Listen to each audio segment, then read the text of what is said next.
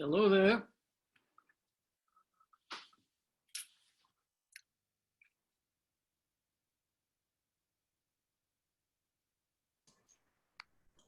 Sorry about that. I was, hello, how are you?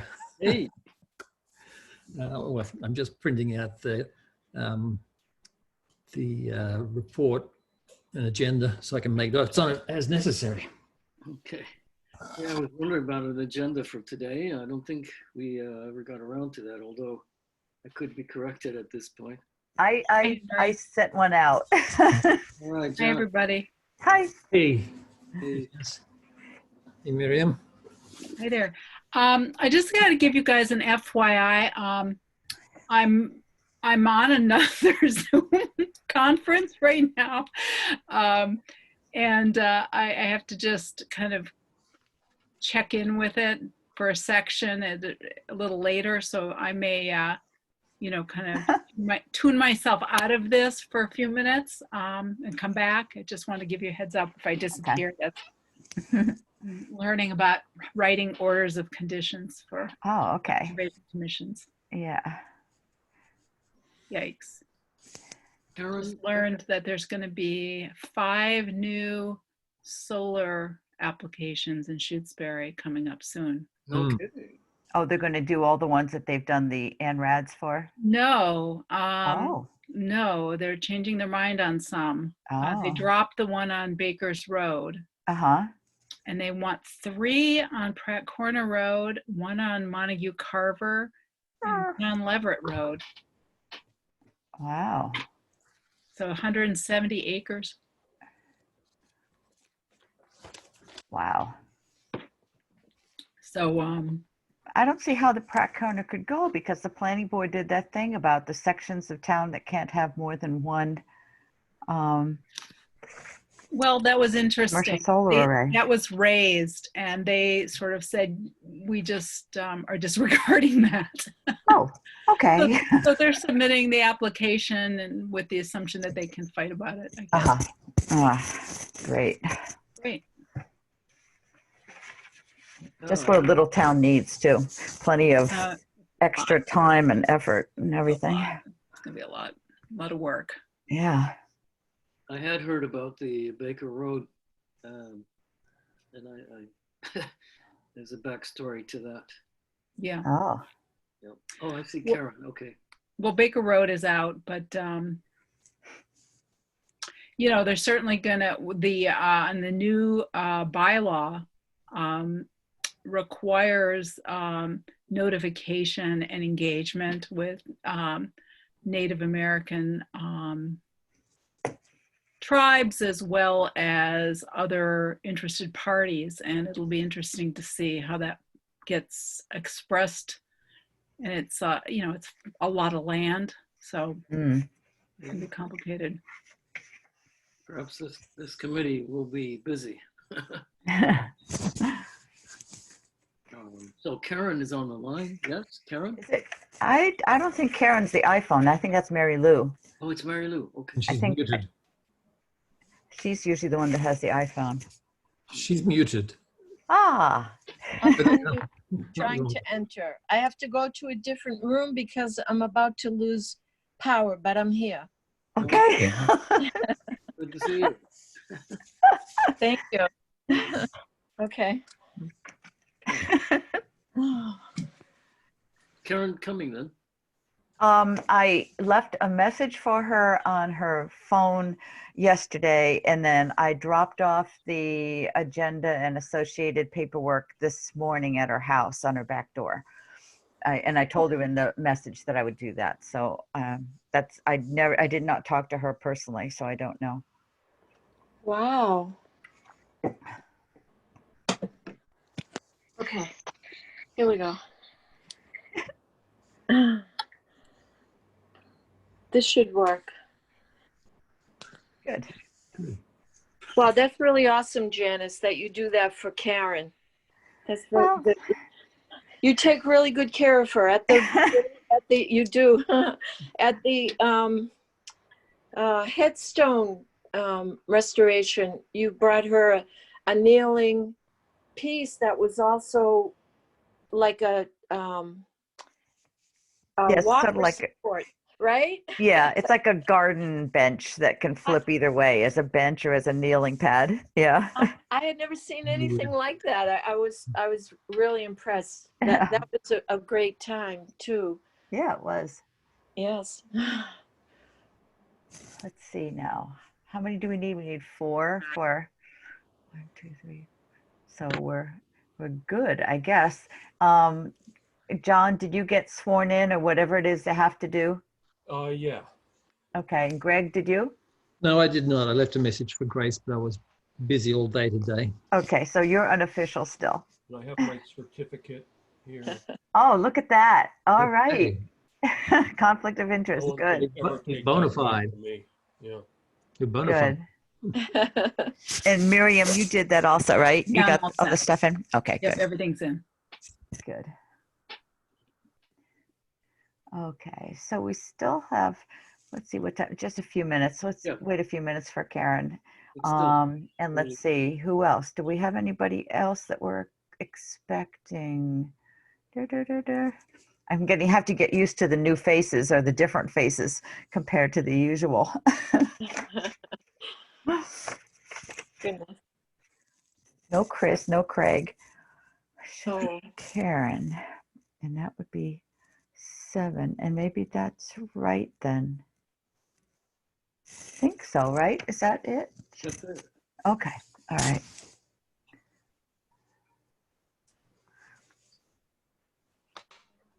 Yeah, I'm sorry I didn't get in touch with Karen sooner. It's been crazy. Almost every time the cemetery commission meets the night after the historical commission. So the first day of that week, I'm going crazy doing my minutes for both. And Wow. trying to get all organized and everything. And then I have to remember, oh yeah, I've got to call Karen. I've got to get her stuff. So this time it was more last minute than usual. So maybe she had something else going on. I don't know. Like I said, I didn't hear back from her. Usually she calls me back when I leave a message on her phone. So I don't know what happened this time. I'll be tracking to see if anybody else shows up. Okay, good. Never, you know, I have to Okay. admit them. I have to admit them. Oh boy, Yeah, really. you That's hold the cool. power.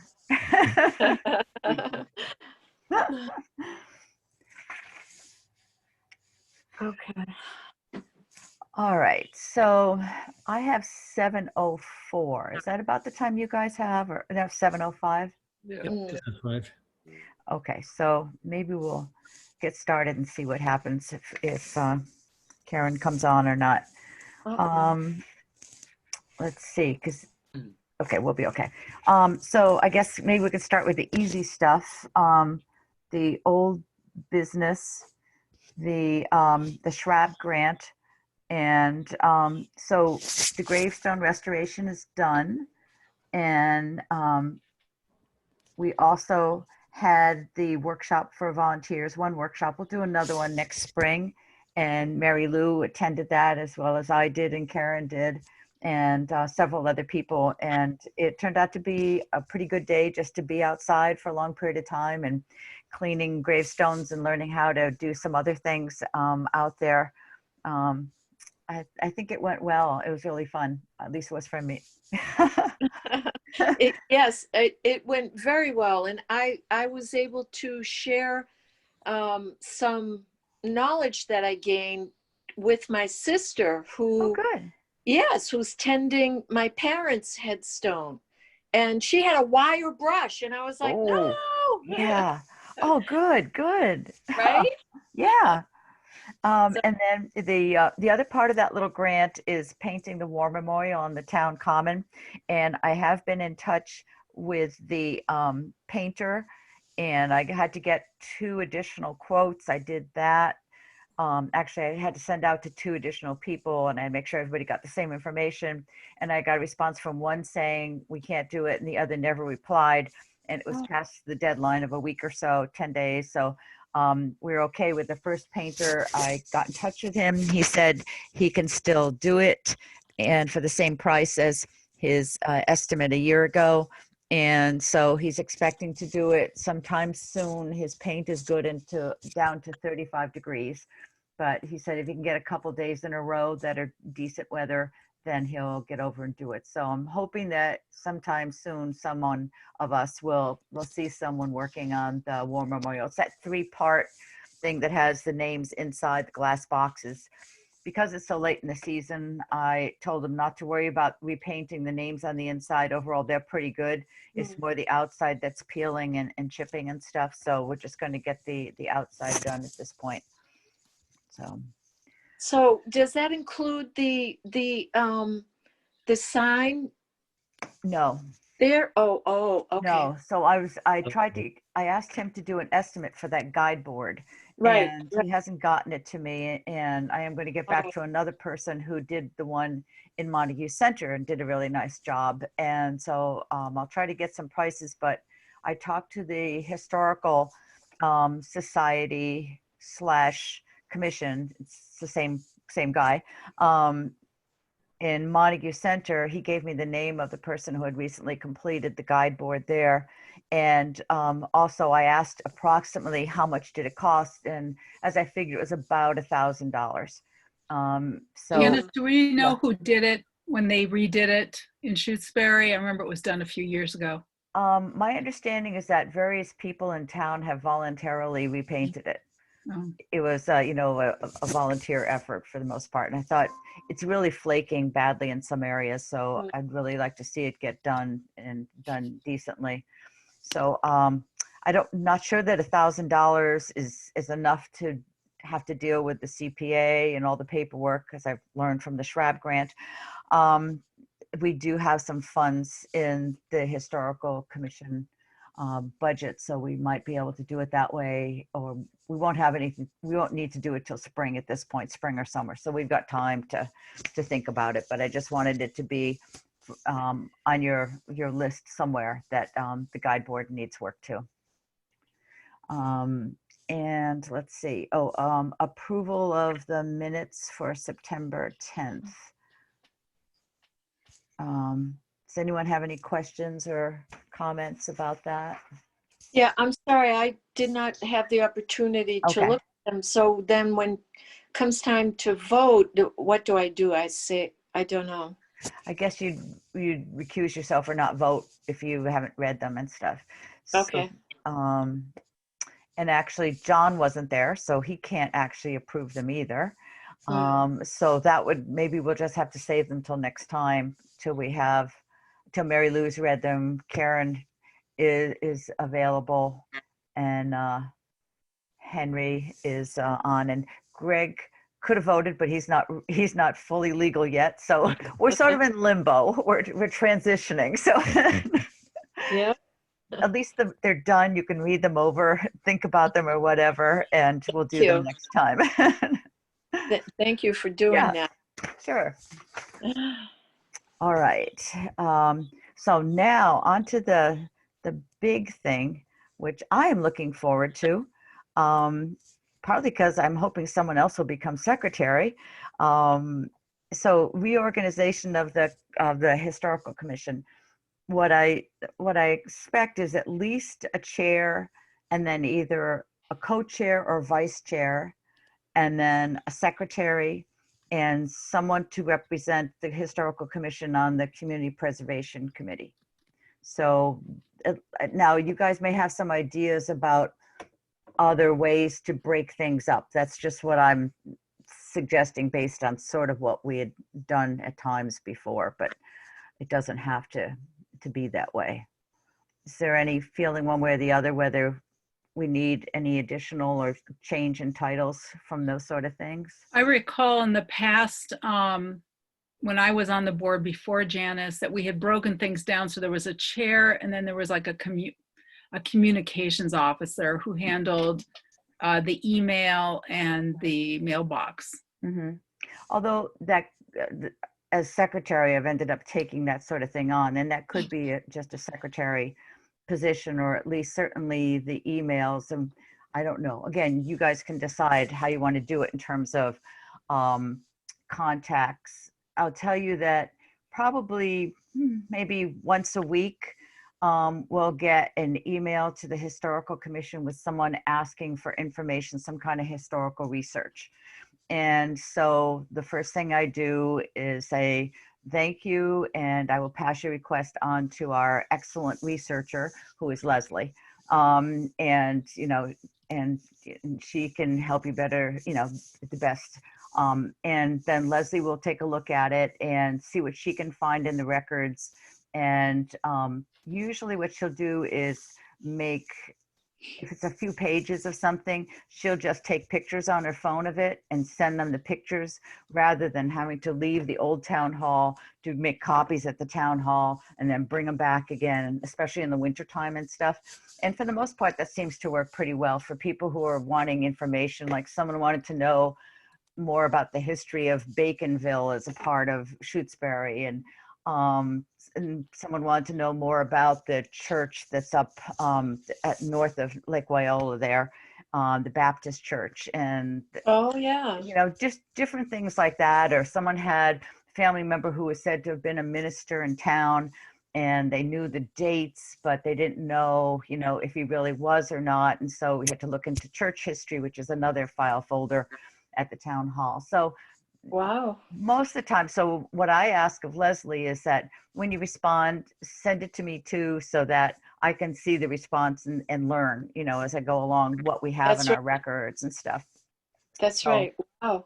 So that's generally what, other than doing the minutes, that's what I've been doing. Well, that and the agenda is just handling that. And you get mass preservation stuff, but most of that is for some kind of workshops on, historical preservation of houses in Eastern Mass or something like that. So it doesn't end up being very interesting. But at any rate, so I would say, Wow. guys can figure out whatever you think would work best. I was going to say, if you have a chair, or whether you do a chair and a vice chair or co-chair, maybe that's one way to share some of those sort of communication, outreach sort of things, or agendas and running the meetings and that sort of stuff. I was thinking that perhaps if to start things rolling, but you guys can do what you want, is I'd nominate or whatever Henry to be a chair, because he's been on a long time and has good skills and good background, and I don't know, he's finally a little more able than he was before to take on this sort of thing. So Yeah, since I applied for the planning board, and yeah, I guess I didn't make it. no, really. Uh-oh. Ooh. It looks like they still have an opening. Did they appoint somebody else? They did, Uh-oh. apparently. What? Yes, that's correct. Oh, Somebody was huh. appointed. That's not nice. I'm sure you would have been the better candidate. I don't know. Wow.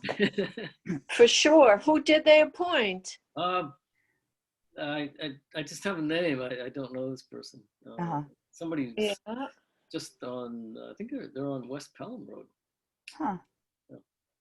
Did they just move to town? I'm Yeah. curious. Yeah, they just moved. They've been in town for maybe 4 months or something. That's all. Oh, wow. I was right. Wow. I don't Hey. have any history yet. Somebody named Nathan Murphy. Oh, Nathan Murphy, right. Do you know Yeah, him? I heard him. He was at the meeting yesterday. Huh. Yeah.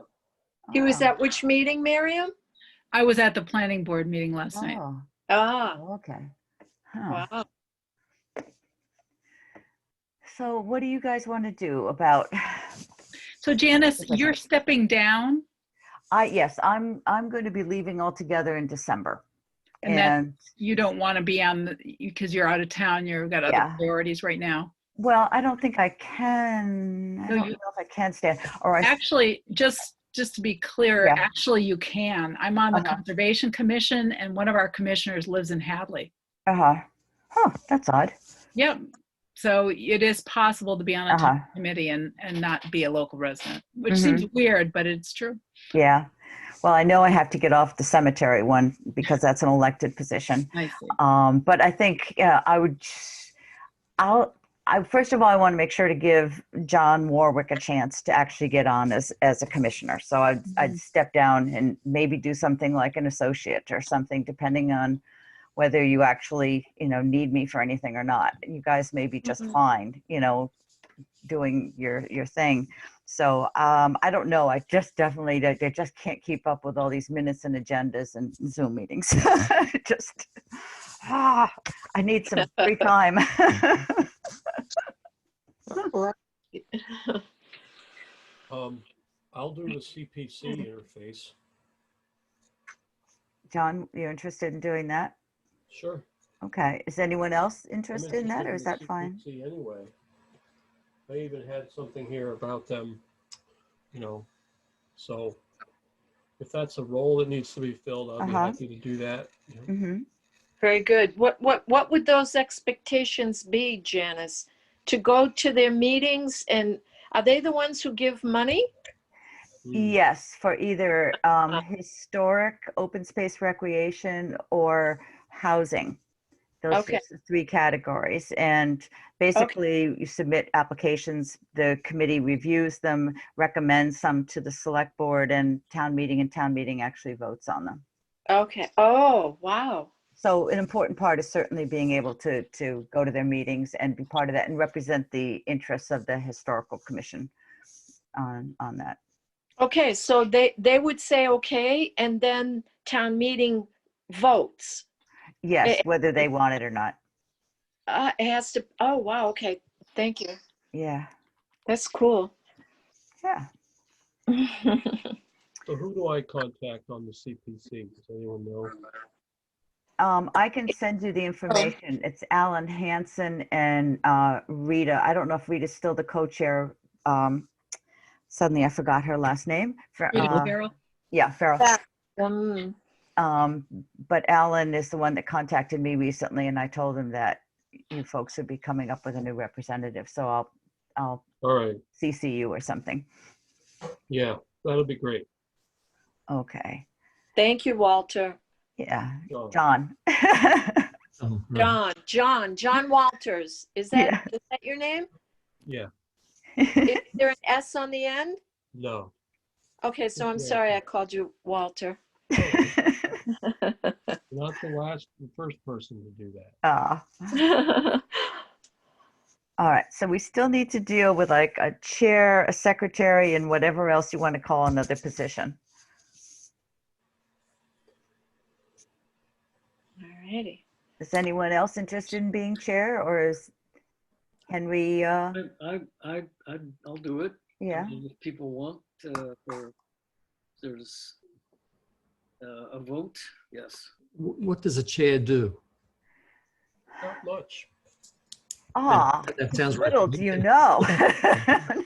Ideally, the chair interfaces with other committees, and talks up, and talks down, and then sets the agenda, and would probably be well, from what I understand, any emails that go in to the historical commission email at the town Hmm. go to everybody, right? But the chair would be the one who would act on it, I guess, put things on the Respond. agenda, Hmm. and then run the meetings, right? But you've been kind of handling the emails, Janice, as secretary. I've been juggling it all. Yeah. Yes. I'm looking forward to not do it. But yes, I have, but I can turn that back over to someone else, just like the minutes. Well, I'm sort of new, and I'm old but new here. So I want to defer to, Henry as a nominee for the chair, but, I would be willing to step into being secretary if that would be helpful. I think that would be great. Yeah, that's great. Secretary's job is to take the minutes and maybe work with the chair to create the agenda and get it out. Yep. I guess, is that it, Janice, or? And then also, like say if you want to draft a letter from the commission to somebody or some group or whatever, the secretary would generally draft it, but then, probably work with the chair to finalize the language or something like that. I don't know, somewhere they can work it out. However, Who's They'd like been to- posting for the meetings? me, Okay. So yeah, so I've done that before. I'm happy. Yeah, that's good. That'll be wonderful. And it's not that difficult. And then you just post and then Grace comes back on and adds the Zoom. Okay. So I hope I can type fast enough. okay, so so it looks like at this point we have a nomination or an offer for Henry as chair, Miriam as secretary, John as the CPC representative. And do you need another position, or you think you folks can sort of work around, what these different duties are between these that I mean, you? I'll do the co-chair if you need a co-chair. If Henry's going to be out, I can co-chair if that's all right with Henry. Be great, John. That'd be great. Super. I mean, that Okay. shouldn't be burdensome. I mean, doing Yeah. PC work and a co-chair, it sounds Hmm. doable, unless, sorry, I'm still learning everybody's name. You're Miriam and you're Mary? No, you're Karen? No. Are you? Mary Lou. I'm Mary Lou. I come You're in Mary on, Lou. yeah. You don't have a job yet, so I don't have a job yet. I'm a member. unless you want to stay a member. Yes. Okay. May I say something? What you were saying, that the chair sets the agenda. I'm on for the Amherst Schools, their equity task force, and the agenda, the person who posts the agenda takes items from from the membership. Right. Yeah, Right. that would be my reading of it Yeah. myself. That's Yeah. my experience. In other Yeah, words, they all go to Henry, and then Henry yeah, puts them on the agenda. Yeah. Yes. Okay. Yes. definitely consult with the committee as far as the agenda. Hmm. That's why I've had such long agendas, is because I always do everything last minute. So then there's no time to get feedback from people. So I just put everything on so that people can decide what they want to talk about. But yeah, if you were more organized and actually got feedback earlier and stuff, it would be nice. Yeah. Well, I like that approach. Better safe than sorry. Well, Yeah. so let's see. So let's see. Maybe if you think you guys are ready, someone can make a motion to what's the word? To approve the following slate. Henry as chair, John as vice chair, Miriam as secretary, and John as CPC rep. Anyone want to make that motion? I'll make the motion. Okay, so John did the motion. Okay. And second it, Henry. Okay. Okay. All in favor? I Aye. I Right. Okay. And Greg, you could, if you find a role that you think would be good, we're happy to have you, Sure. I was going thinking into. that once I'm fully on board, then we can Yeah. see what else needs to be done. Communications officer, maybe. I'm not quite sure if you need that, but Mhm. if we find we're needing something, I'll try and Yeah. help. Okay. All right. Good. All right. Good. Janice, now Yeah? that we have a new chair, shouldn't he take over? Sure. If you want, that's fine. Are you ready, Henry, or do you want me to continue for today? Henry, are you up for it? I'm remiss here because I don't have an agenda. Oh, that's right. He did. Oh, I did email them. I got one. Did you? I'm sorry. Sorry. I've been out of the loop Out here of touch. Yeah. for days here. Okay. So I will continue for the last time. Okay. And then I'll shut up at future meetings. All right. Sorry. Thank you. No, that's good. Okay. So we got the first two things covered. Okay. Then the next thing, copying the audio tapes. And Greg, that was something that maybe, did you talk to Craig a little bit about that at No, all? No, I Okay. didn't really know that I was. No, I just thought that maybe with your sort of computer skills, you would know Yeah, I'd like to. this sort of I stuff. will do that. So we can, Craig said that I think he did all but 3 of them at the last time, just before he left. And he had written up some kind of notes, a summary on each of them. And I think he wrote a little something about what he did, how he converted them or whatever. So Leslie will have that, and I'll have her contact you, and you guys can discuss it. Okay.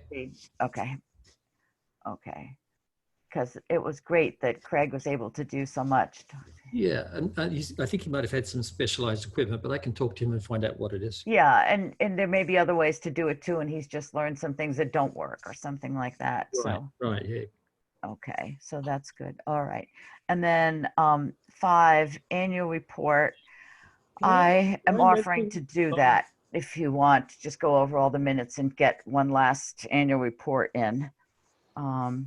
It Can has I, to be in by December. sorry, can I just Sure, say something about this copying of the remaining audio tapes? sure. Hmm. Isn't this the tip of the iceberg? I mean, isn't this all about the digitization of our historical records in the old town hall and so forth? Isn't that the major focus for this project, or?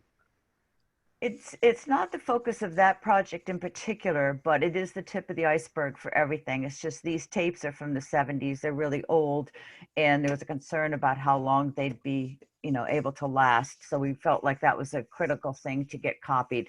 But yes, the bigger picture is something that we started looking at a while ago when Kristen Van Patten was here. And she's an archivist, is that right, Miriam? Is that the terminology? And so she gave us some good background, which I can dig up and send forth again about what you need to do if you're going to start digitizing. There's a lot of organization that goes on in that, and you have to decide how deeply you're going to go. And then how are you going to get it onto a website and stuff like that. But I think it is something that definitely you guys should work on. And this is just one way. Craig wanted to help to get things started in some way, and said he could handle that. And in some ways, with a small commission and a small town, that may be the way it gets done, is project by project, until there's a big grant and a real organized effort, that there's just pieces as people can. Like there's Susan Millinger is copying all the handwritten, I don't know what it was. I think it's maybe the annual town meeting minutes or something from like the 1700s, 1800s, whatever sort of stuff, and then typing them up. So, that's it. She does it every Friday, and she just has been doing it for, I don't know, a year, more than a year.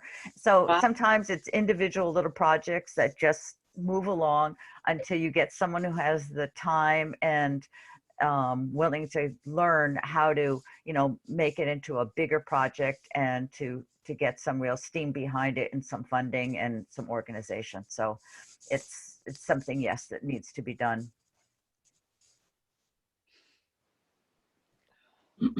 Okay, so that just sounds like something that just needs to stay on the agenda Yeah. forever. I mean, Yeah. for a while, right? Yeah. And I sent those links from our historical commission website. Miriam had put a lot of things on, and she just had to go to her other Zoom meeting, I guess. But No, I'm still okay. here. Okay, I'm but just so there are a bunch of good I'm just links eating. there, and that's why I gave you the general one to look over. There are 1 or 2 at least that no longer connect. Sometimes the state websites change and stuff like that, but it's a good start.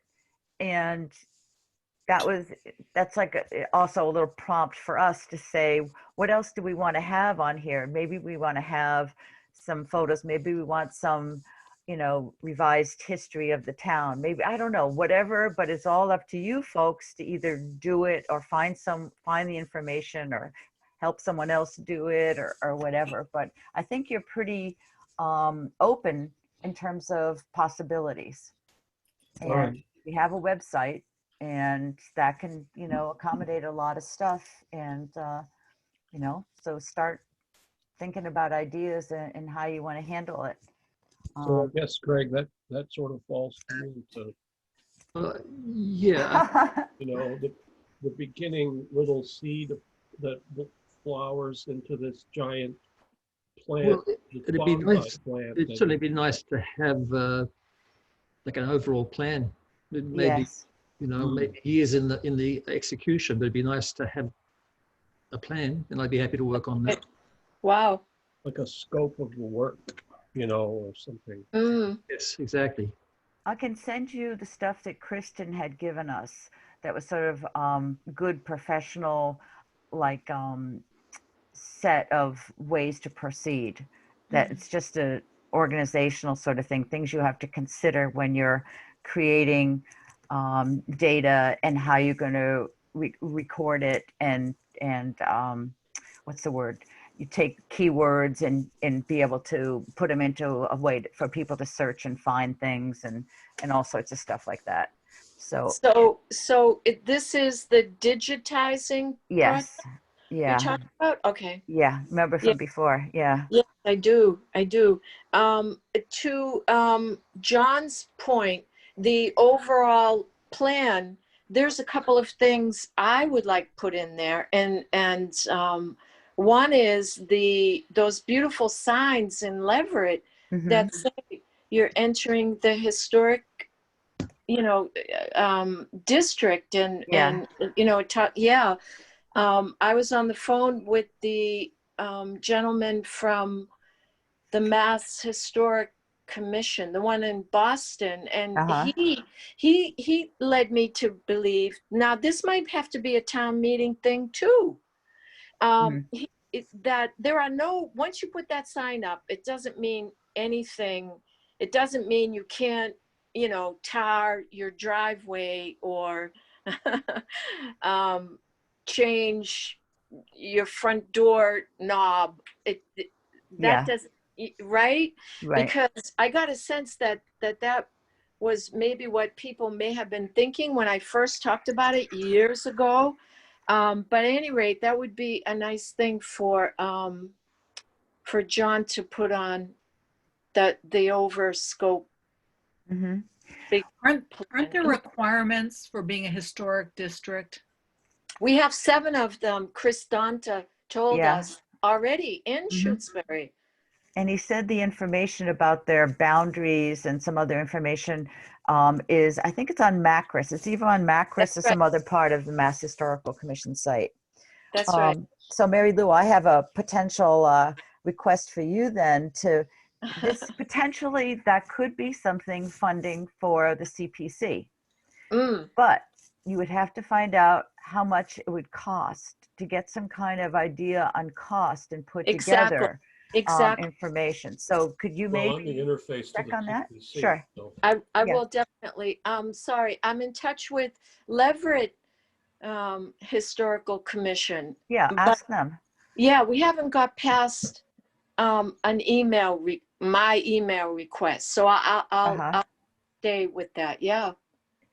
I know what they told me for the when I talked to the cemetery people, they said that the signs that they use at the cemetery, which look pretty similar to the ones for the district, were pretty expensive, and that there was someone in town who was able to do a lot of the work on them to save some money. But I have no idea what expensive means and all of that. But at least as a start to just find out, you know, how much, and then probably some other towns around have signs, do they? I mean, I haven't noticed one way or the other. Yeah. Only Leverett. Yeah.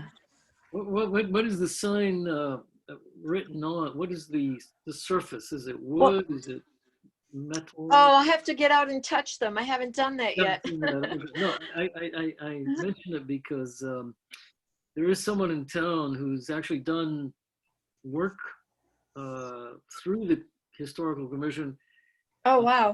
and it has made signs. Oh. They make signs. John Shershin. I'll have to stay in touch with him. Yeah. Yeah, that would be a good idea. I believe those are wooden. in Leverett. I think that Hadley may have some that are metal that were put in a long, long time ago. Huh. But I'm pretty sure the ones in Leverett are wooden, and it doesn't have to be that exact design. It's something like you are now entering a historic district in Leverett or something like that. Haunted district. And John makes them out of wood. Wow. That could be Wow. really nice. So it might be worth, Mary Lou, getting in touch with him, maybe taking a picture or something of the Leverett one and asking him what he could do something like that. How much would it Definitely. cost? You know, just to get rolling. The CPC applications are due in December. So we have Okay. a little bit of time, but not a lot. Okay. So Good, I, good, let me good. just, I'm kind of catching up with this. I'm a Sure. little, I have a couple questions. So there is a historical district in Shutesbury, is what you're saying? 7. 7 different historically, but I think Eric. that's different than what, I don't know what that means exactly. I know that historically there were different hamlets that Shutesbury was part of. Is that what you're referring to? No, and actually it's in the minutes on the second page, second to last paragraph. I know I saw Um, it somewhere. Yeah, that Chris talked about it. The 7 districts: Shutesbury Centers, south end of Pratt Corner Road, Temenos, Lake Wyola State Park, and Quabbin Reservoir. And Chris said that there were clear boundary information, because I would think that that'd be a difficult thing. You'd have to think about, where will I put this for something like, I don't know, Quabbin. Where do you put that? At the bottom of the hill, Prescott Road? I don't know. But at any rate, so You're thinking about signs that mark those 7 yes, regions. yes, That's yeah, neat. like Leverett has. Yeah. I thought Leverett kind of had a district that was kind of a contained area, and there were signs when you were coming into it. They have a couple different districts. Uh-huh. I don't know how many they have, but I've seen different signs in different parts of town that aren't the same. Okay. So, and anyway, so that's just an idea too, and it could be a good one for a CPC grant. So, It'd be good to talk to the person in Leverett who organized that. yeah, Yes. Yep. yeah. Definitely. I'm on it. Okay, good. Excellent. Okay. Okay, Yeah, and yeah. let's see. Okay, so Greg, I'm going to get info to you about the tapes. Yes. And Mary Lou is going to check on the signage. And I've got a contact for John Shershin. You can email me, Henry. I will do. okay, Thank good, you. great, Thank you. good. Shershan. Okay, how do you spell that, Henry? The last name? You got me. I can barely pronounce it, so it's S-H-E-R. That's what I would guess. S-H-O-N, something like that. No, E-N. E-N. Okay. Okay, that's a question mark, but at least it'll be there. All right. And so are you folks okay with my doing the annual report? And I will get it ready so you have it for the next, to look over at the next November meeting. Wow. If you'll undertake that, yes. And then you can look it over and see if I should say more or less about anything. Mm-hmm. Okay, so I'll do that draft for November meeting. Okay. What is on the annual report? It's more or less a summary of what activities you've done in the past year. And it's for It's for the annual report that the town produces. the annual report that the town produces. Mhm. I see. And Is there Janice a could, template? I'm sorry. Is there like a template? you're gonna Well, make- you could just Right. look at any of the annual reports. They want it like, 1 page or less. Sometimes they'll take photos, sometimes they won't. It's always sort of about the same. Each town has an annual report, and each board, commission, and department has to do an annual report on the major things that they were doing, that year. So I'll probably just make a list of the things that we spent time discussing and anything that we actually did. It's hard when it's in pandemic mode, But anyway, so you can think about it. What I basically do is go through the minutes and try to take the highlights from the minutes. And especially if they crop up several times, then they go into the annual report in some kind of a manner that makes sense. Just so people have some idea what we as a commission have been thinking about and working on. Thank you for doing that, Dennis. Yeah. Okay, so then this next one that I had on here, I don't think I'm really going to pursue the application to CPC for the guide board on the common. Like I said, if it's only like $1,000, it's probably, you sort of have to usually want to match it with a little money from the commission if you can, which we could do, but it's a lot of work, as I've learned from the SHRAB grant. To handle and to keep track of and to follow up on and to make sure it gets done and everything else like that, I think that the historical commission can probably pay for it or get the Friends to cover maybe half of it. You know, if it's like $1,000 or so, the Friends will probably give you half of that, and you can take half from our budget and cover it that way. So I'm not gonna to push that right now, especially if you could do something more like those signs or something. I think that would be more interesting to more people. But the guide board needs to get done one way or the other. But What are the Friends? oh, the Friends of the Historical Commission. So it's a nonprofit group or whatever, and normally they're doing fundraising, selling postcard stationery and sometimes other items that go that they then use to support the historical commission when we have a particular project. For instance, they gave $1,000 to the cemetery commission for work on the tree removal at the West Cemetery a couple of years ago, and that was historical in terms of saving the old cemetery. So who's the head of the Friends? Joan Hansen.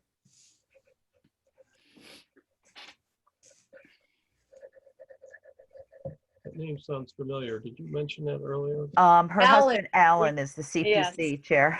Oh, that's funny. They're Okay. related. Yes. Yes, they're related too. Alan Hansen. By Yeah. marriage. Yes. Related by marriage. All right. So, I wanted to Yeah. say something about the things that we do, and I'm especially impressed with the field trips. And I know with this COVID that you have, Janice, arranged them to be outdoor, you know, which is good. But I would like to see the. I was in town hall delivering the Quabbin, Uniquely Quabbin magazine, you know, because my doors got published, right? And it seemed like, do we have an office in there? There was a sign that said Historic Commission outside a door. Yeah, that's old. No, we don't have an office. Oh, that's an old sign. Yep. Oh, okay. Okay. Yeah. Okay then. Let me get that removed. Yeah. I think it's a We can- storage we can closet put it on now. a tree in Yeah. the forest somewhere. Uh-oh. Okay. And then, okay, so then the old town hall, who has access to that? The Friends and who else? Because The Friends don't. Leslie does, and I believe I have the keys. I've never used them. I will Okay. find them and all. But at one point, we had an extra set made so that Leslie could keep them because she's in there often doing that research, and that at least the chair of the commission or someone on the commission like that would have the keys to get in there as well.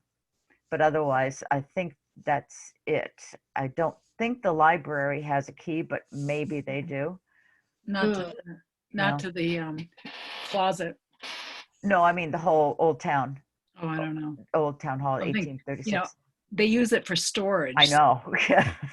Kayaks. Right. They probably do have a key because the kayaks. Yeah. Next at the old town hall. yes. Yes. It's terrible. Would that you the like to kayaks see in there, John? I'm I've curious. been in there before. I didn't know there was room for kayaks. Oh, They're on the benches. It's a terrible idea to have kayaks in there. Yeah. oh gosh. But so Leslie used to have an open house on Celebrate Shutesbury days where the old town hall would be open and people could come in and look around. She'd have an exhibit set up on some theme or something.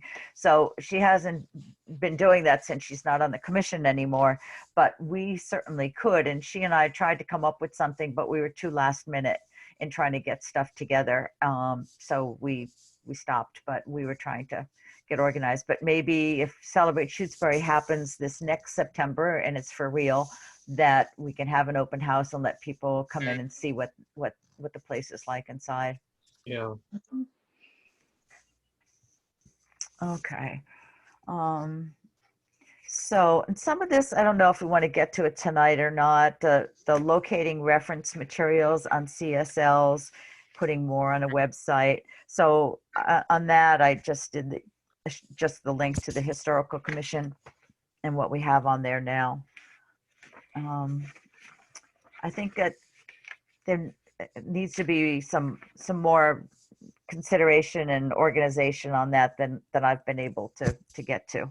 But I would like to see more things on there, just like I would like to work on getting some books for the library too. Like we talked about Curtis Hoffman's book, The Sacred Prayers, and maybe there are a few others that you think would be good to have there. Again, it's sort of hard when the library isn't really open. I guess we still have time to sort of work on things, but eventually things will open again. Well, this issue, you know, of the CSLs and here's this warrant article petition, and then there's these books and different Yeah. and so many contacts in the Native American world and what our role is, and talking to people and organizing. It's really a big job. Does anybody want to take this on? Well, You probably break it into parts. To have some sort of a spearhead, you know, someone who understands it all, at least the pieces. It's really complicated. Every time I look it up, every time I look at it, I get overwhelmed by it. It's a huge issue. I'm no lawyer, but here's this article petition about CSLs and all the stones in Shutesbury. And apparently Shutesbury is very unique in Massachusetts because of the fact that it wasn't really a very nice place to live. And so a lot of the stone outcropping, stone piles and different things have not been disturbed in the past 400 years. And so they still exist, you know, and most of it's on private land, but it's very, very significant. You know, something that this is kind of related to this conversation that I was going to suggest that maybe we get on the agenda or have some discussion about is that we have a new solar bylaw that has significant revisions around putting more teeth into the provisions for protecting CSLs. Yeah. And we've got 170 acres of private land now that are going to be part of applications under review of the town under that bylaw, the new strengthened solar bylaw that was passed at town meeting. And I'm wondering if the Historical Commission wants to play a role in this in conjunction with the planning board. I think we should, and I don't know if I sent that to you. Maybe I didn't.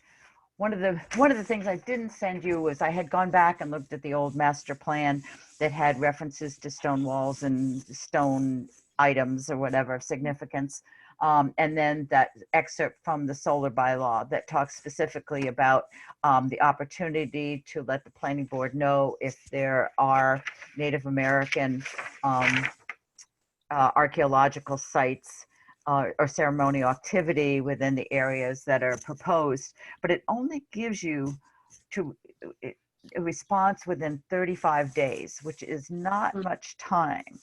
You mean And the I'm not, solar, are you talking about the solar bylaw? yes, and I'm just wondering, when does that time clock start? Well, first of all, I think that I have to go back and look at the bylaw, and I don't Yeah. have the answer to that, but I do Yeah. know, and because this came up last week, is that in their application, Yeah, they have to demonstrate that they have done their due diligence in reaching out to experts. ah, And then there's going to be a review process that might include surveying the land, maybe an archaeological team being hired, and maybe a peer reviewer by the planning board, the same way they did with the Wheeler Tract. uh-huh, But they said, the developer said, they asked the planning board, we don't know what to do. We don't have a clue who we're supposed to call or reach out to. And I think the planning board did not offer them any guidance or suggestions, because they really wanted the developer to do his due diligence. It's really on Yeah. the developer shoulder. So I'm not sure that it's our responsibility to go in and tell them mhm, ahead of time how to do this. But I think that during the commenting process, during the public hearing process, when they're reviewing it, that might be a place for the historical commission to play a role. Mm. well, I have been working with some people who have been going out around town, locating these sites Mhm. in preparation for possible developments such as solar. So So A they lot are of this working land- on putting so a lot of this information land, together. I don't know if you know where all the tracks are. I don't know for this new stuff, no. And then maybe that's a conversation I could have Yeah. with you at some point, tell you what I learned. And we might be able to get the maps They from should be. what? They should be on the website soon, planning board, right? Yep. They should be they'll be in the Concom first, because they have to submit ANRADs. And so some of the ANRADs that they're going to use are already there. So you can look at those maps. Those maps are already on the Concom. I know site. the old ones, the 4 previous ANRADs Yeah. that were submitted months and months ago. Yeah. Right. So there's 2 new projects. They're dropping one and they're adding 2 new ones. Yeah. So those 2 new maps have not been submitted yet.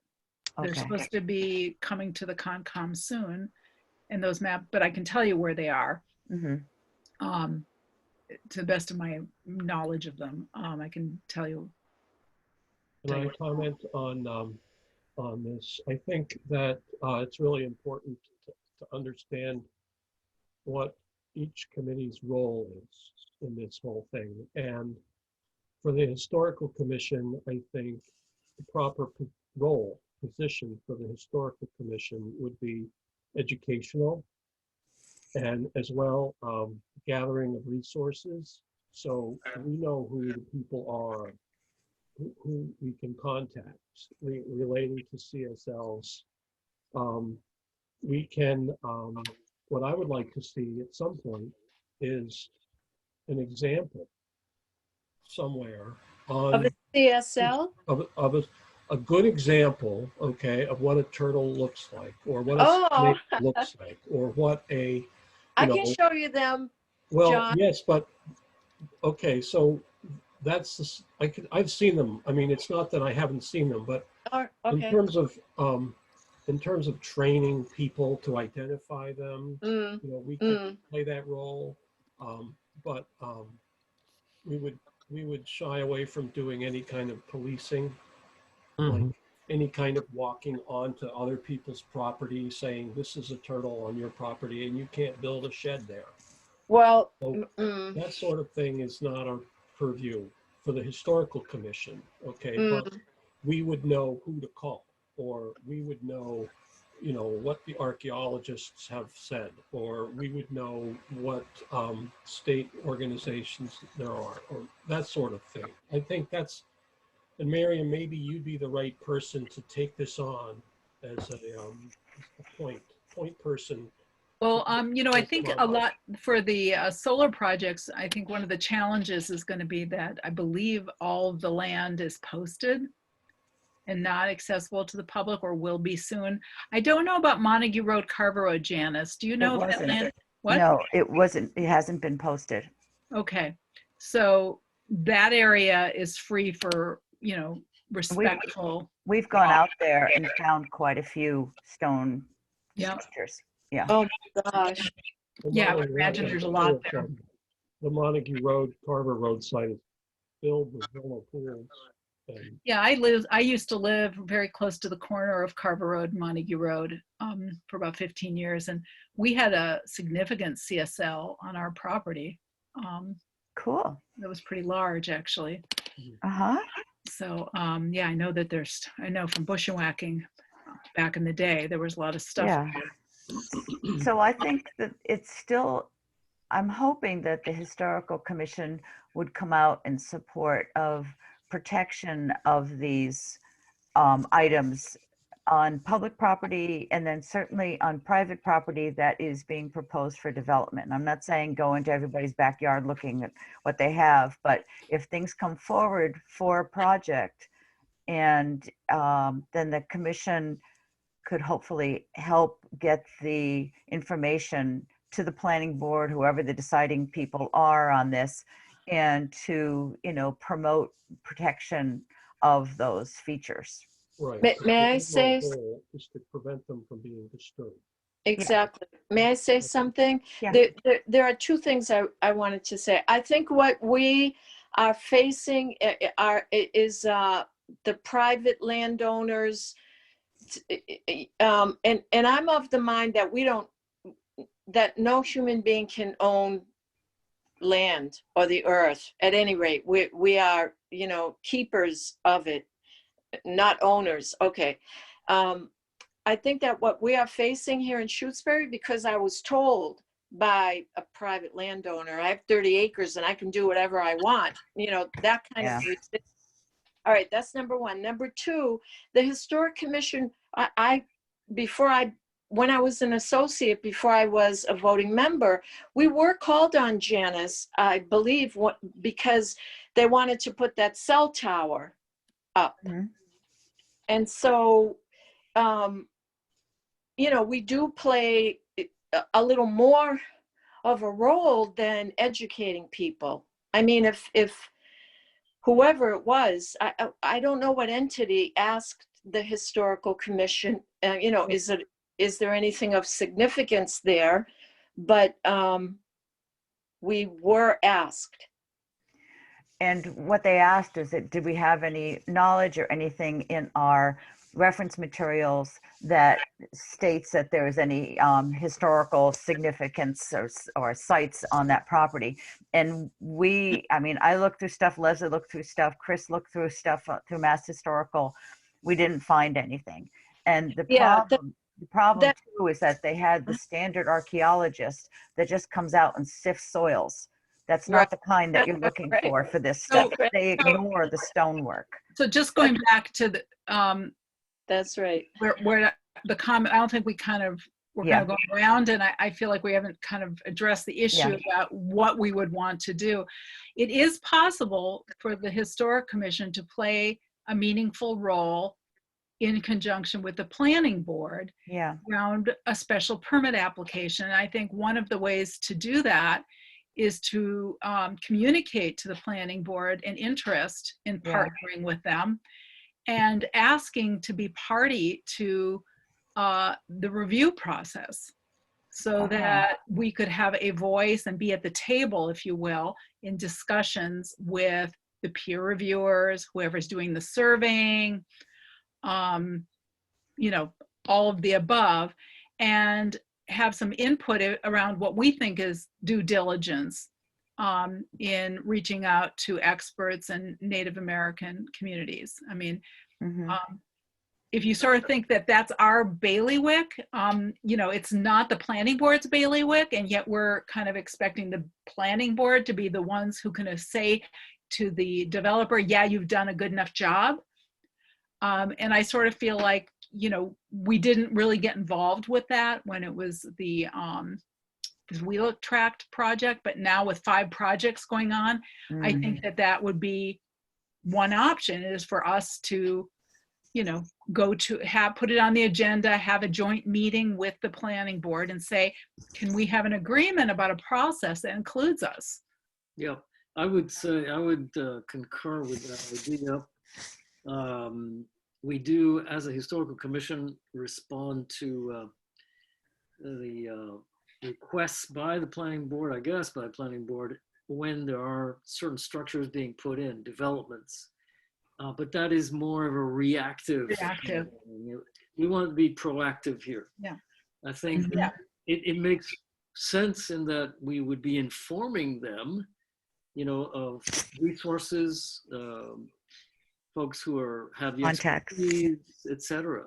Right. And it could be more of an integral part of the process. Because I remember back, and you were there, Henry, I don't know who else was there, back when they were permitting, Mary Lou, you were there, at some Yes. of those meetings, but they were some of the folks on the planning board just didn't know anything about this. And they were saying CLS, CCSL, what are you talking about? You're talking about some rocks? It was just like really like, and who do you talk to? Who are the Native Americans? Where are the Native? They were just kind of like, how can we handle that? So I just feel like, the historical commission should have been there, in my opinion, and saying, okay, this is what we do is cultural preservation and we can help you. That's right. The question here, though, is, is there a way to have this arrangement with the planning board? Is there precedence for it? Are there any guidelines for doing this? How do we approach them? Well, there is a precedent for the planning board working with other town committees who have some joint jurisdiction. For Like example, Concom. there's some overlap with Concom, CPC, Yeah. ZBA, public health, the road department. So there's always kind of places where planning board kind of overlaps other committees. And I think if we assert that and say, we would like to be, make sure, for example, that we have a representative at every planning board meeting where this is getting discussed. Just sort of like what we do with the CPC, we have a representative who kind of represents us and saying, we want to be, have joint meetings when this material gets discussed and reviewed. And so that they're acknowledging that the historical commission should be part of the conversation. Yeah, I would also suggest to those who are new today that, again, being reactive in this situation is not very productive, because there's no opportunity really to do any background research. Things have to get decided at the meeting. Do we approve? Are we on board or not? Well, there's no time. Right. If we were involved in the process, there would be lead up time. We'd be able to do background research, whatever it takes to sort it out. So the planning board is going to have to sign off to the developer saying that they have done a good enough job and that they have consulted with enough people and consulted with the right kind of people and done the right kind of surveys. And we should be advising them before they come to a determination. We should have that conversation with the planning board and say, before you make those determinations, we should be reviewing everything with you. So there's 2 points, right? One is getting everyone on board, which is essentially educational. It's like we could put together a PowerPoint, with all our resources and photographs and specifically targeting other town committees, teaching them about CSLs and their importance and so forth. That's great. But the other objective is preservation, okay? And the planning board doesn't have any tools. There's no. Well, they do. Well, They hold have on, some. hold on.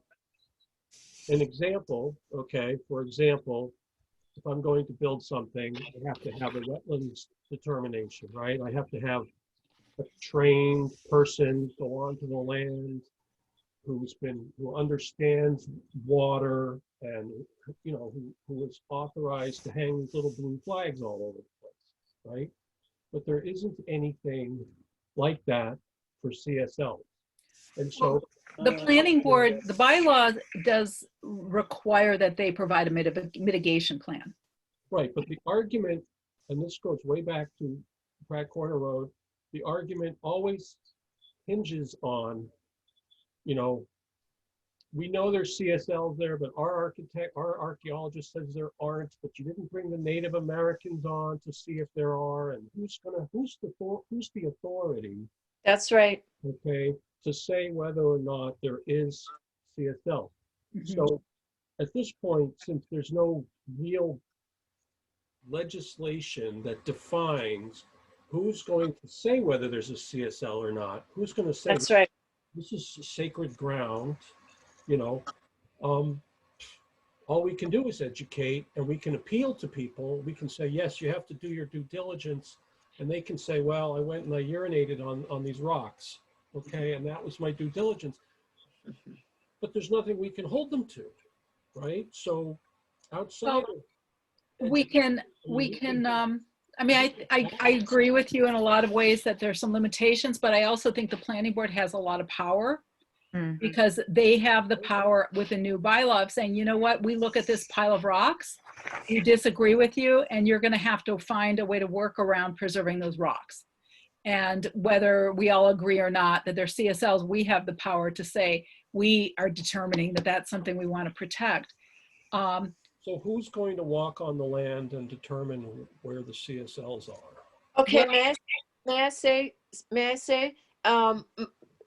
from what I've learned through my Native American friends, the only person who can make that proper assessment is a tribal heritage preservation officer. And these are Native Americans who are federally recognized.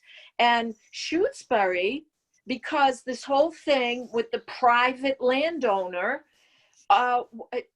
trespassed, put up a no trespass on the TIPO, I'll use those initials, THPO, who was going to do it for Shutesbury on the Pratt Corner piece. Because they're the only ones who can give you the official proper, and you know, and we, well, as white people, have to respect that. And Shutesbury didn't.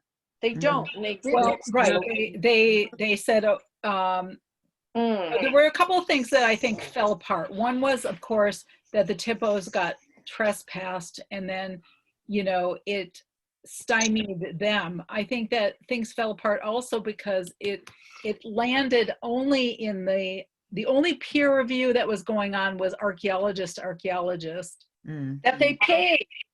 And the select board, the planning board, was never able to come to an agreement with a TIPO to hire them as a consultant, which I thought was unfortunate, because even if the TIPOs couldn't get on the land, they could have helped to educate the planning board. And that didn't really happen. What happened was the TIPOs showed up at meetings, but they didn't have a authority with the planning board that was recognized by the planning board.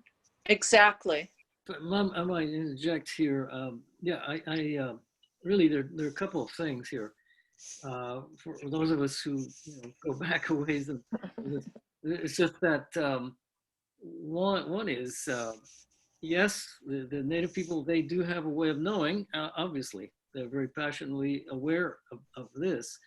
But at the same time, unfortunately, we're talking politics here. You know, whose science prevails? Whose science prevails? So they can say, oh, we have our archaeologists, and they say this, which is what they've always said. So I think I see the task as being dual, right? Two things. One, legitimize the Native American input. That how to do that. How do we do that? That's an open question right now. That's right. Secondly, how do we recruit an archaeologist, let's say like Hoffman out on the coast, who has no baggage, a scientist who can say, or another one, I'm just, Yeah. the name comes on top of my head, a scientist who can then, again, so, it's a battle of, it's a battle over whose science.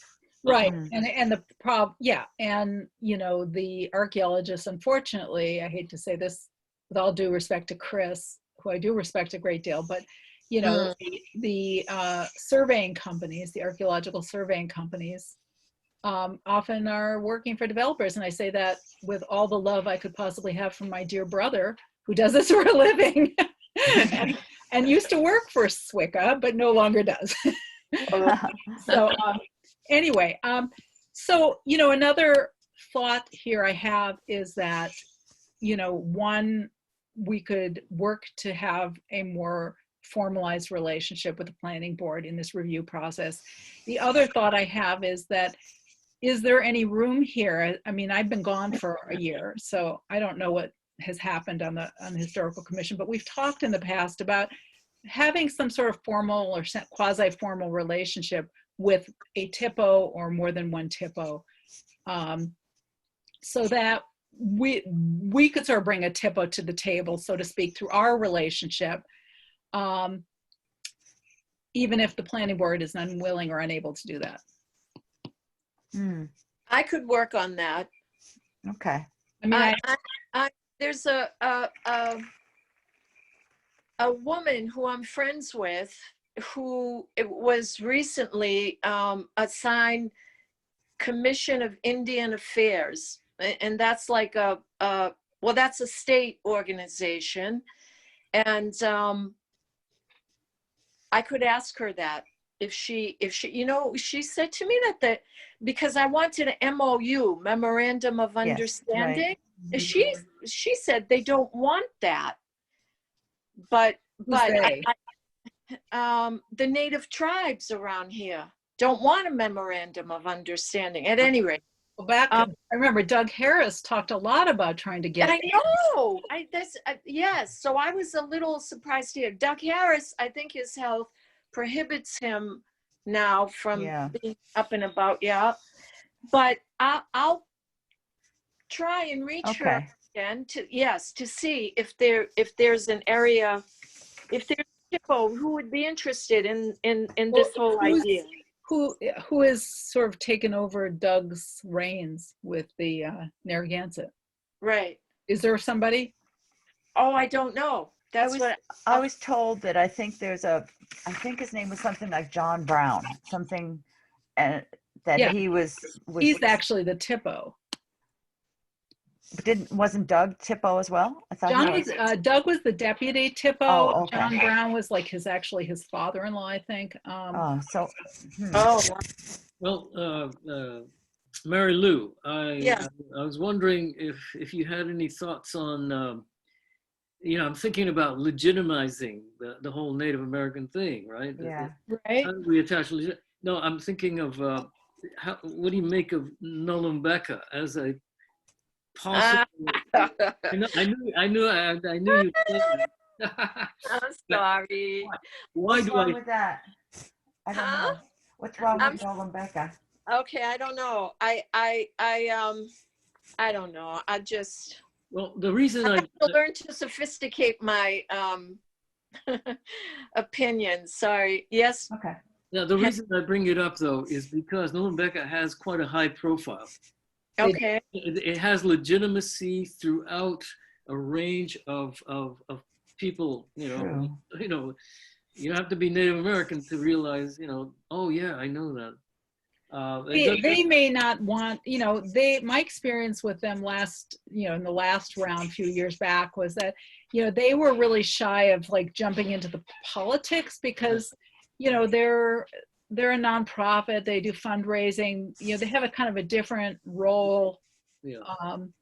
Okay. No, I hear you. Yeah. No. And I'm not sure that they would want to, because they don't want to ruffle feathers because of that. That's because they're not an advocacy group. Well, but at least we could approach them about this question. Yeah. Legitimize Native knowledge. Well, one of the things that was in the planning board's requirements back in the day was that the planning board was required to write, or the applicant was supposed to write to every TIPO in the 5 regional federal tribes. And, you know, the historical commission could do that. Yeah.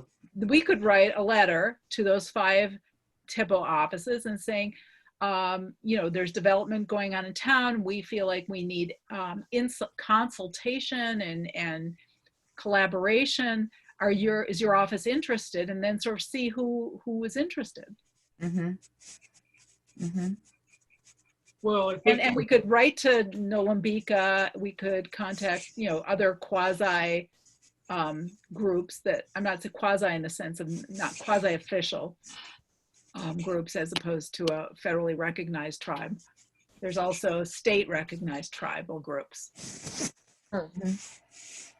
Well, I think education goes both ways. I mean, it may be that the folks at Nolambika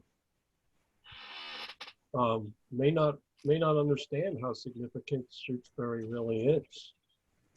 Well, I think they do, because they were key to Were they? the whole Turner's Falls determination. Yeah, yeah. Oh yeah, but that's And- not Shutesbury. Shutesbury's. Shutesbury's part of that. But Shutesbury was part of it. It was included in the whole like 30-mile or 20-mile circumference ceremonial district. Around there for 30 miles circumference. Yeah. Yeah. Well, it sounds like a job for the chairman to reach out, try to find someone, a TIPO or some sort of liaison, some sort of help for us dumb white people, you know, try and, I don't know, maybe attend a meeting. I don't know what, I mean. It would be nice to have a consultant that we had, you know, sort of an ongoing relationship with. I'm sure he's unable to do this anymore because of age and health, but I don't know if any of you remember Michael Roberts. Do you remember him? I remember. No. I mean, he was just absolutely wonderful archaeologist, and he was a delight, but you know, he's in his 80s, probably his Wow. 80s now. He was 80 when he helped us and did a report for us. So, Wow. do you remember him, Mary Lou? Were you part of that? I don't recall the name, perhaps the face, but no, Yeah. I don't recall. Yeah, I mean, he's an archaeologist with a really deep historical knowledge of all this. And he was the author of the federal document that kind of lays out the process by which tribes consult with federal agencies. And so he was kind of a trailblazer back in whenever he wrote that in the 60s or 70s. I mean, from my experience, Native American people just don't want to have anything to do with this.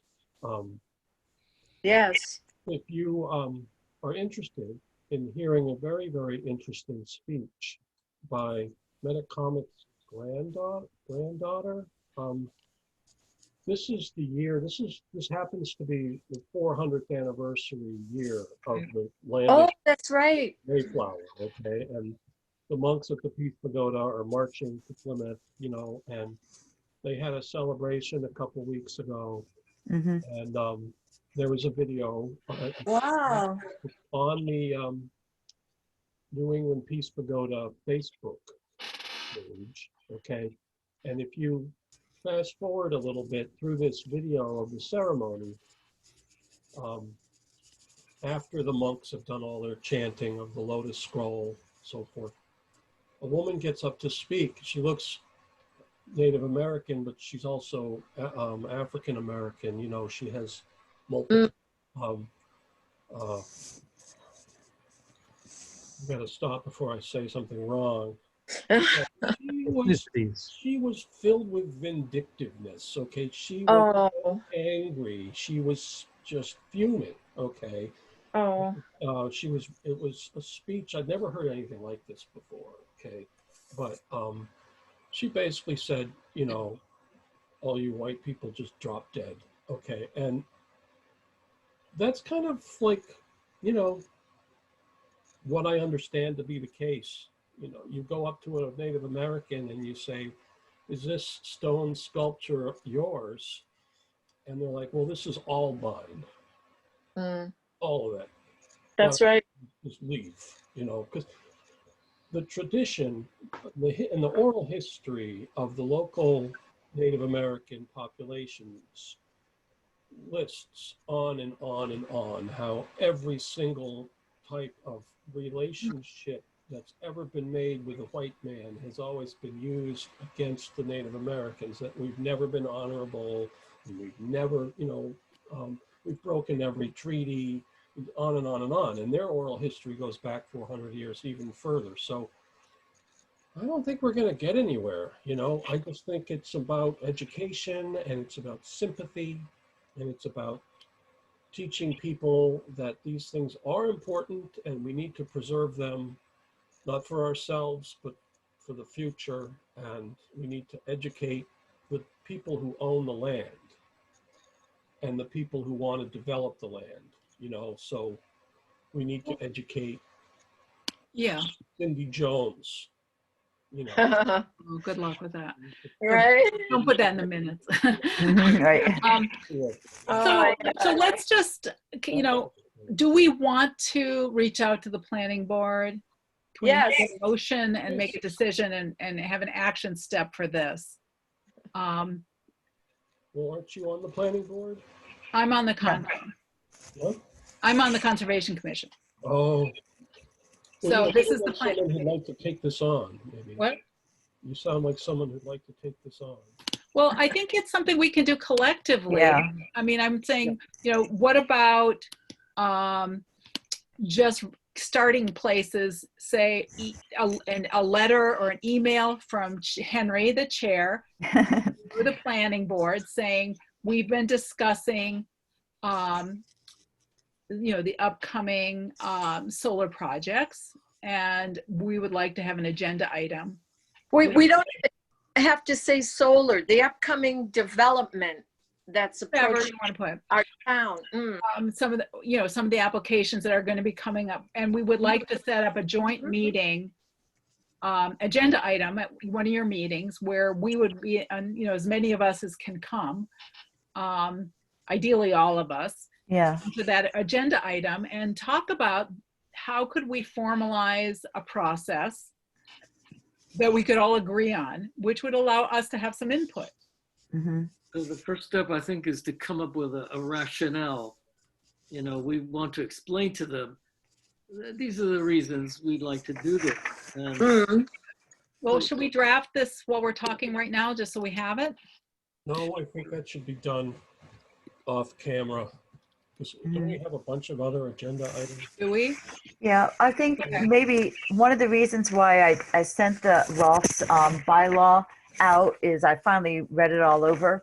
And I think there's a lot of good material actually just along what you're talking about, because what he was asking for in that was for the Historical Commission to really get involved in protecting these landscapes. And he gives some backgrounds on, you know, the importance of these and how it's part of the role of the Historical Commission to preserve cultural landscapes and some stuff like that. So I think you might find some good words and thoughts from that to put into use. And here, this is basically what we'd be doing, is what he was asking a resolution on for the Historical Commission to take on, is an active role in protecting these cultural landscapes.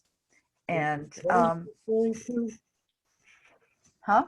What are you referring to?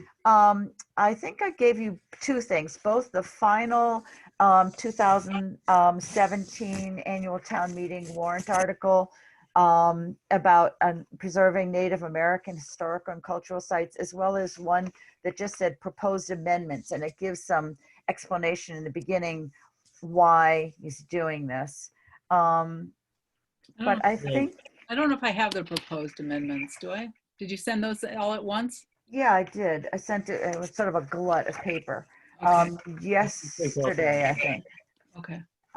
But anyway, I just thought I was going to say that I think we could move forward without this resolution being formalized as just a historical commission if you're interested in doing at least some of the things that he mentions here. Sounds like a start, anyway. Yeah, I think it's a good start, and he can write really well. That's So true. I think you'll find some things in there about the importance of the sites in Shutesbury and the importance to Native Americans. And I just thought, like, I read it over today, and I was like, wow, okay, that's not such a big deal. I mean, that's No, good, it was a good, stuff. it was a good warrant article, and it was really sad that It all It didn't happened make too- it. It was It- too it- last minute. I think it didn't make it because again, you know, people were afraid, or this is my private property. You can't tell me what I can do and that kind of thing. I think that's what. the Historical Commission didn't sponsor it. No, and it came That's right. last minute, and then he That's made right. changes to it. It needed more time for people to be able to percolate. I didn't even In go fact, for in it. fact, not only didn't endorse it, but Leslie stood up and opposed it. She Mhm. did, and I was shocked. Yeah, So I people are often don't have the time to get into the weeds of things, but they Yeah. do listen to what the committees are recommending. mm-hmm, mm-hmm. Yeah. Well, just to read you just a little bit so you get a taste of it. Part of this is, whereas the town of Shutesbury recognizes that non-Indigenous historical features, colonial and post-colonial, exist together with and separately from Native American features, and that historic period non-Indigenous features also hold great value culturally, historically, while also having economic and birthright heritage value and thus deserve preservation. Whereas Wow. Shutesbury is fortunate to this point that the town retains several dozen historic and traditional cultural sites of Native origin, many currently in exceptionally good condition. However, many or most of these TCPs and CSLs are under threat of damage or complete demolition in the absence of even the most rudimentary data recovery or inventory. Therefore, time is more than due for Native American traditional cultural properties and associated ceremonial stone landscapes to be included in the systematic assessment, inventory, and prioritized preservation plans of Shutesbury. I think that to me says a lot, and I think it's sort of where we're going. Like, this is part of our role as That's right. Historic Commission to preserve cultural landscapes, and this is an important one that we happen to have wonderful examples of in town, and That's right. some are probably on those sites that are being proposed for development. And so in a sense, it's our responsibility to ask for protection of them.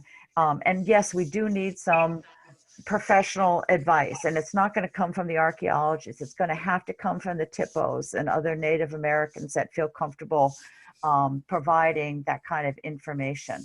But I just think this is really a chance for the Historical Commission to step up within what is within their sort of jurisdiction or their responsibility, if Yeah. you want to do it. Absolutely. Why don't I take a crack at one Mhm. initial version of this? I'll look at this background you just read and Yeah. come up with other things. One thing that we are assuming in a sense is that we'll have a positive reception on the planning board. And that is an assumption. You know, who's to know, who's to say? Mhm. Who's to say? But I think that there's a lot's been learned. Yeah. And the planning board did propose and endorse these revisions to the new solar bylaw that put a lot more teeth into the provisions around protecting ceremonial stone landscapes. So kudos to them Yes. for that. Mhm. So I think they recognize that the bylaw that was originally passed was too vague, and it left them in a position going forward where they didn't have a lot of tools at their disposal to condition a special permit. They could, I mean, it was one thing to say you're going to survey the land, then go ahead and destroy stuff. Yeah. But so Right. now they have to survey, and they have to consult, and they have to come up with a mitigation plan that meets approval to protect whatever's found. So I think that is an improvement. Mhm. And so the idea of one of us having a position on the planning board, that could rotate because I would love to sit in on their meetings, but not make like, you know, a commitment that could be at every one of them. Yeah. So we Well, could rotate that. Well, we certainly could rotate that, but I think that I guess I would like to have some sort of an agreement with them that when the time comes to start talking about those particular conditions and what they're going to be asking of the applicant, that we get to be part of that conversation, not just in the audience, but that they engage with us in a more formal way. Maybe say to us, what are your recommendations, Historical Commission? And how then we would be in a position to give them some written recommendations, which they right now have no obligation to do. I mean, and I think that that's a very reasonable thing to ask of them. I think actually they would go with it. Might take some of the heat off of them and onto the Yeah, Historical Commission. to woggle around a little bit, but you know, it should. You know, then they can't really throw up their hands and say, I don't know what a ceremonial stone is. They need to then listen to us. Yeah. And in turn, we need to have some Native American advice or input in however we can get it. We should have our own consultant of some sort that's on, that we have some sort of formalized relationship with. Yeah. I will speak to my friend Rhonda Anderson and see what she can come back with on that. She's the one who was on the commission. She's the CIA. They call them Commission of Indian Affairs. Indian, they use that word in Boston. Yes. So, Okay, good. If I could just ask, it seems clear that everyone agrees that our role is at least educational. Okay. Yes. And educate and inspire and maybe bring people a sense of pride that they have these such things on their land. But should our role also be in identifying them definitively? Well, we can't personally. That's right. So we're not here to identify them, and we don't police them. That's right. Development, but we can educate. Maybe if we get there, train people how to identify them. Maybe, but that's usually sort of a no-no from what I hear. Is that unless the tribes believe that you have the proper background, they don't want other people identifying these, verifying, confirming, whatever these. Yeah, I think there's a little ground between here, Janice. I think between what John's saying. I mean, I agree that part of our role is educating, and the more that we educate people in a positive way, the more in a positive way, the more there is going to be respect for this. Yep. And somebody is more likely to say, "Hey, I've got this interesting stone feature on my property. I'm not going to bulldoze it." Good. Okay. Yep. You know, so it's sort of creating kind of a shared sense of values about these things and trying to help people not feel threatened by it, but feel a sense of awe and respect and curiosity, without saying, we absolutely are definitively saying that pile of rocks is a ceremonial stone landscape, which again is not a, you know, we're going to get other people upset with us, different set of group of people upset with us if we do that. Yeah. I think there's a way to do both without kind of taking on that role of saying, you know, if we could get our community just to be more respectful and aware of this, then everybody would maybe take a fresh set of eyes and maybe look at their properties a little differently. So one thing we're the bad guys. Yeah. We're the good guys, right? We're Maybe, the good guys. Maybe one thing we're not the bad guys.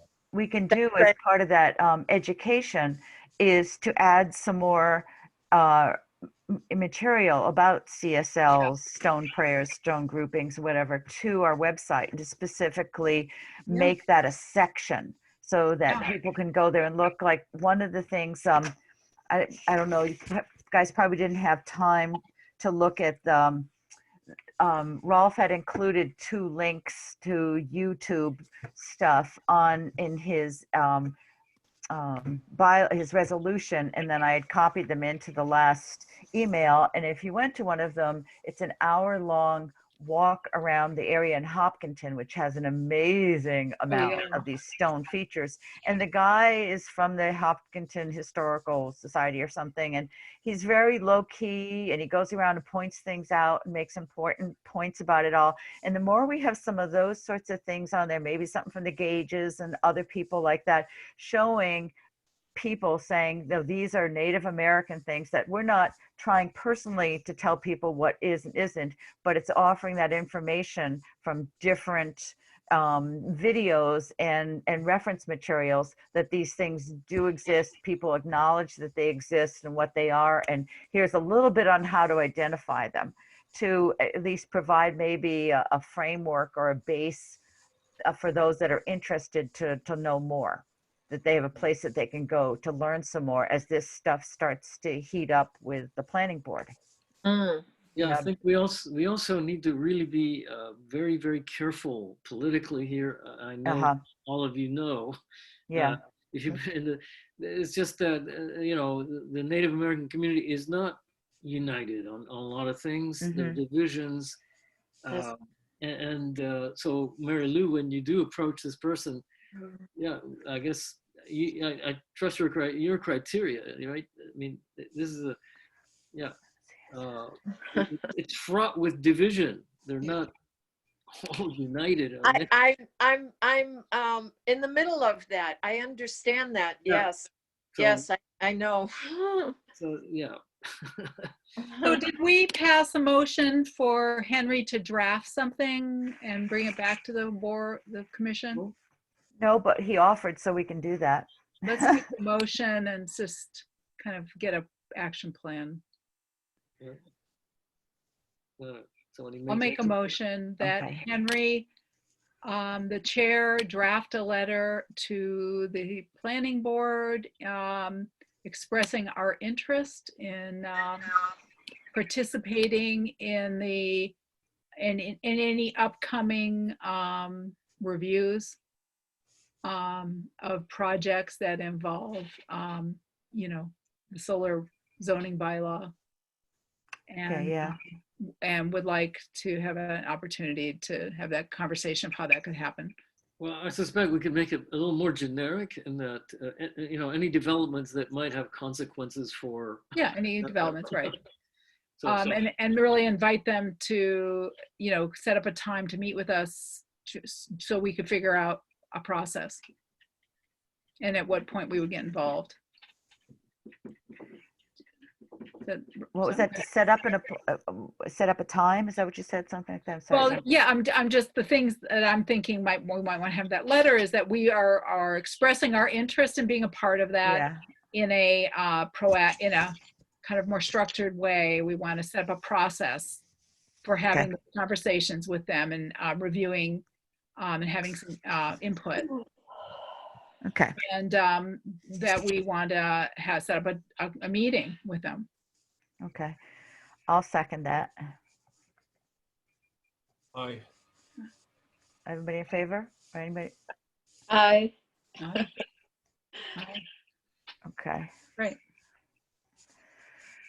All right. Moving along. Anything else you want to do tonight? I like the idea of getting some books for the library. Looks like. I have a wonderful book I've been reading, Firsting and Lasting. Anybody heard of that book? No. It's a really well-written book. Anyway, I'll recommend it. Okay. The library. Okay. Yeah, about how Native people have been invisible from pretty much the origins, and there's been a mythology about how they, of course, they were here, but they kind of disappeared. Exactly. When we arrived, they disappeared. Okay. Things. Okay. I'd like to invite everybody to my house for a social distance walk around the yard and a short trip into the woods to see some CSLs.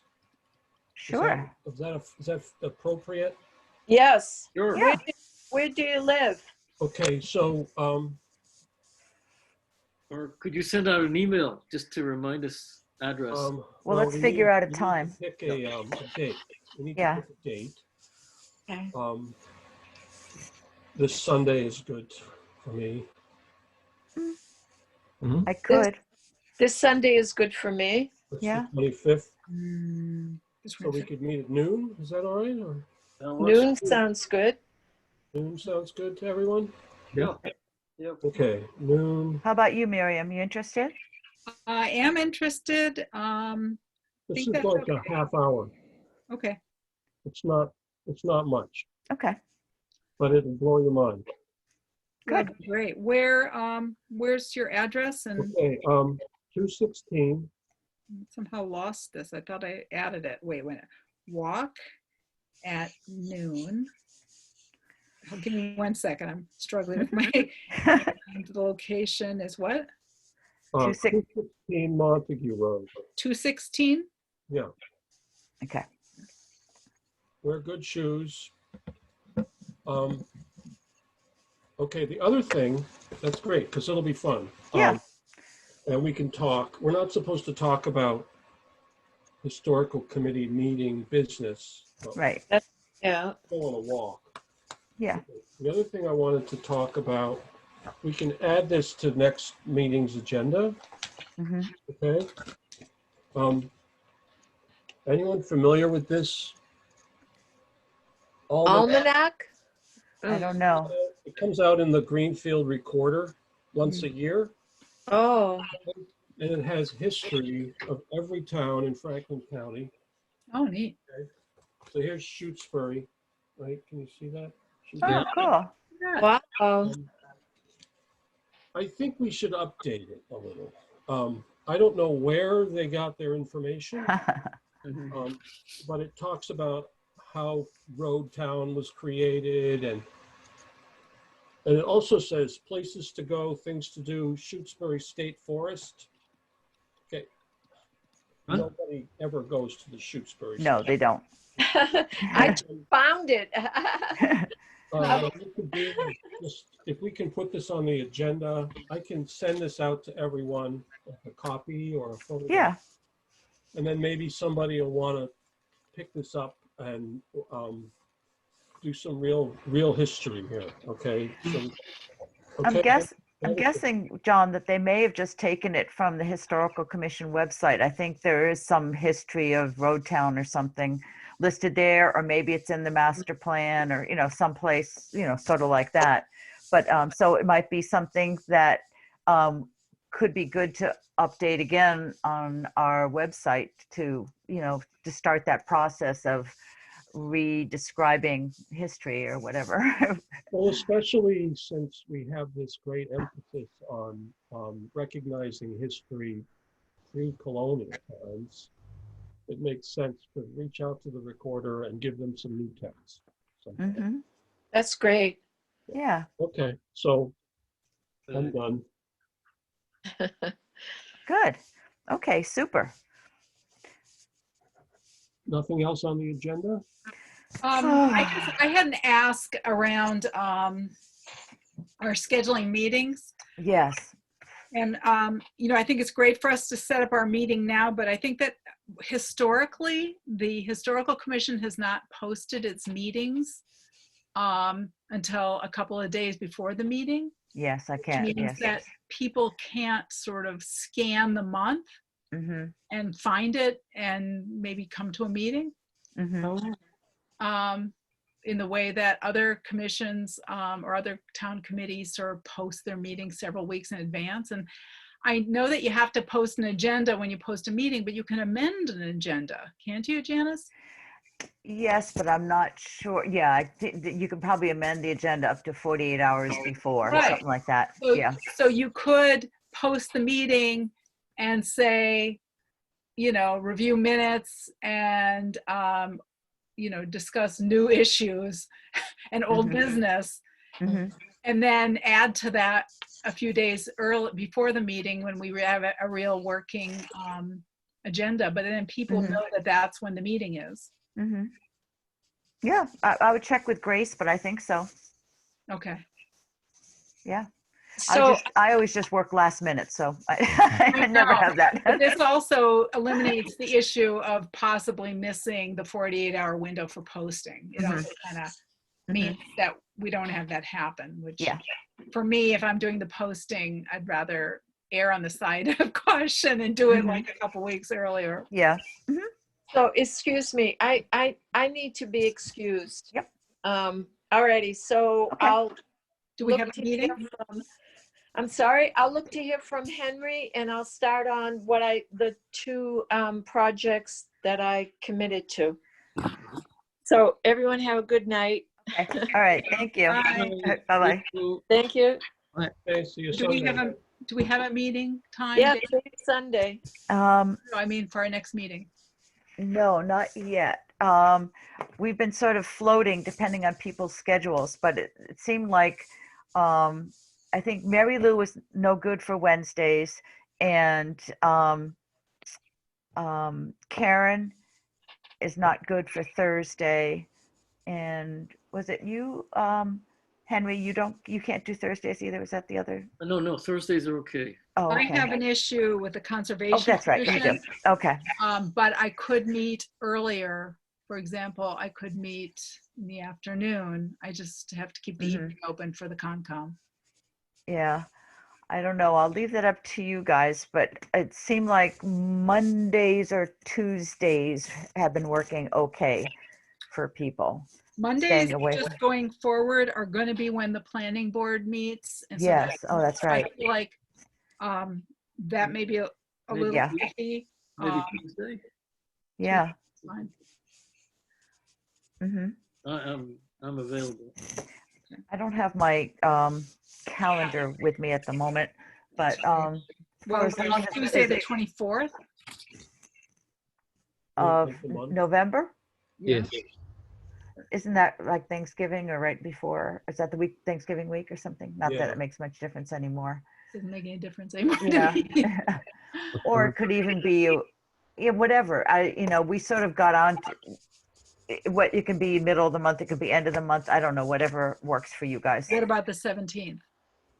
Is that let's see, when is Veterans Day? Like I said, I'm sorry, is that November 11th or something like Yeah. that? Yes, it's the 11th. Oh, okay. All right. So, yeah, I'm okay on the 17th. Are you guys okay for November 17th? November 17th, sounds good. What time? What time? 7. I think 7 is, I can get home in time for that. Okay. All right. That's the 17th at 7. Of November, yep. Okay. Okay. And I'm going to try to sit in on some of the planning board meetings too. I would like to do that.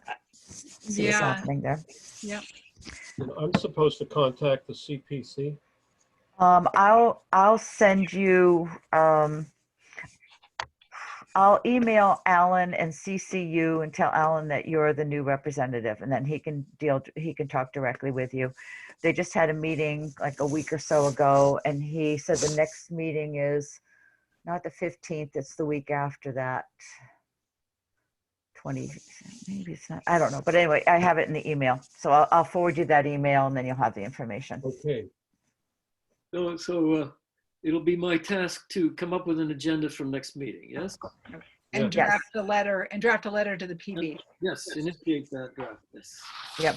And I'll work on getting these pieces of information to people and the annual report. So that will be on the agenda, Henry, the draft annual report. Okay. Okay. And if anyone else thinks of things that they want to have on the agenda, I guess contact Henry, right? Yep. And Janice, I'll touch bases with you about getting the login credentials so I can do Okay. posting Sure. and the email stuff. And Yep. then, I'll connect with you, Henry, about what to post. Okay. Great. Okay. Thanks, everybody. All right. Thank you. Very successful Yeah. meeting, I think. I think you're moving forward well. The cookies weren't very good, but the meeting was good. Great. Good night. All right. You all. Good night, everybody. Good night. Good night. Thank you all.